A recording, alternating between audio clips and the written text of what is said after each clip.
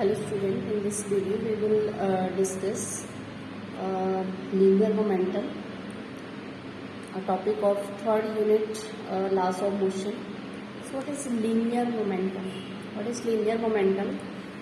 The quantity of the motion contained in a body is known as the linear momentum of the body. Quantity of motion. Suppose we can take the example for this. Suppose we have two balls. Then if the mass of the ball one is greater than the ball 2, we have two balls and the mass of one ball is greater than the mass of the other ball, then the force needed, suppose the ball which has greater mass needed a larger force to stop it, and the ball having less mass needed small force to stop it. So two balls have their own motion. So the quantity of the motion contained in a body is known as linear momentum of the body. P is equal to, linear momentum is denoted by P, and P is equal to mass into velocity. P is equal to mass into velocity. Means this linear momentum is defined as the product of the mass of the body and the velocity of the body.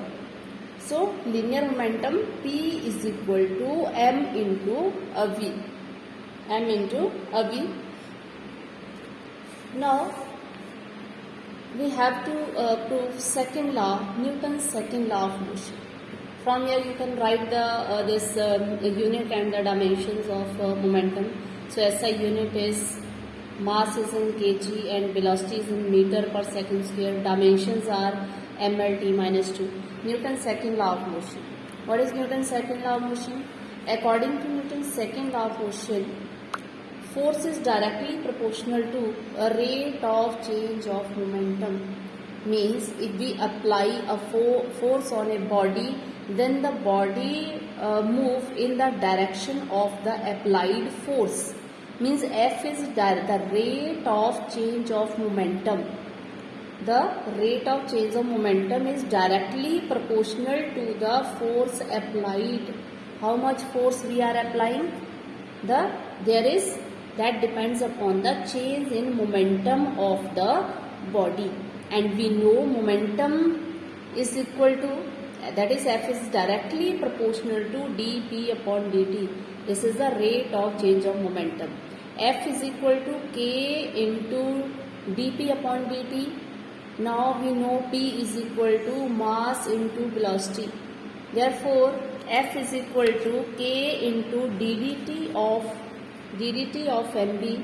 So F is equal to K into K m ddt of v, that is rate of change of velocity, is equal to acceleration. F is equal to m into a. So the magnitude, if we have to write this force and magnitude, so F is equal to m into a. Now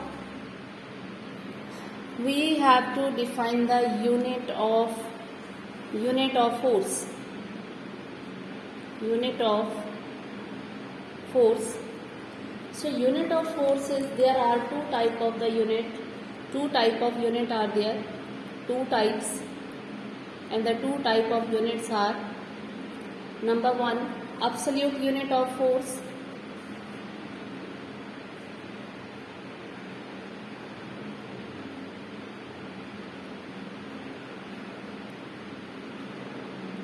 Second is gravitational unit of force. Gravitational unit of force. Now we can define this unit, gravitational unit or absolute unit of force. So first one is absolute unit of force.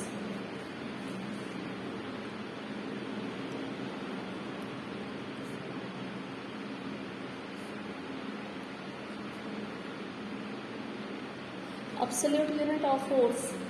What is absolute unit of force? A force is said to be absolute unit of force if it produces unit acceleration in a body in having unit mass. So we know in CGS system,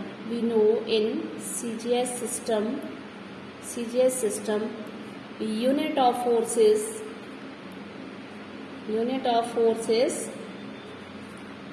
dyne. Unit of force in CGS system, unit of force is dyne, and we have to find the absolute unit of force. We know how can we define. We know we will write the formula F is equal to, we know F is equal to m into A. F is equal to m into A means force, unit of force is dyne, and unit of mass in CGS system is gram, and acceleration due to gravity is 1 centimeter per second. Dyne 1 gram into 1 centimeter per second square. The unit of acceleration is this.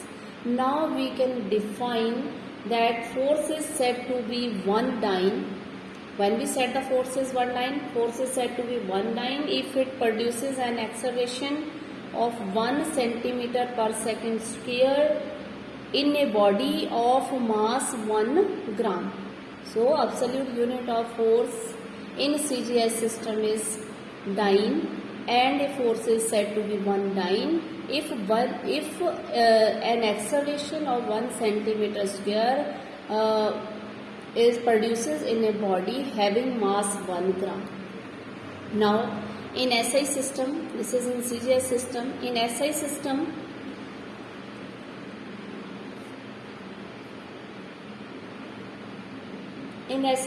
the unit of force is F is equal to m into A. Unit of force is Newton. So again we will define this. F is equal to m into A. The unit of force is Newton.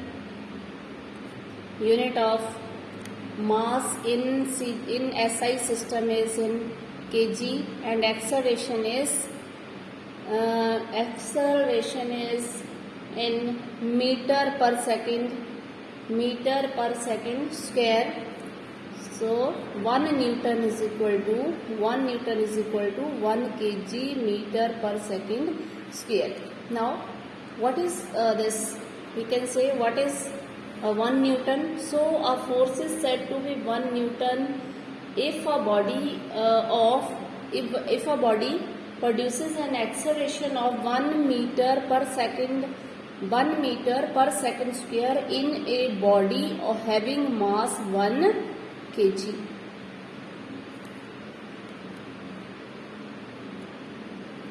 So now we can find the relation from here. Now relation between Newton and dyne, between Newton and dyne.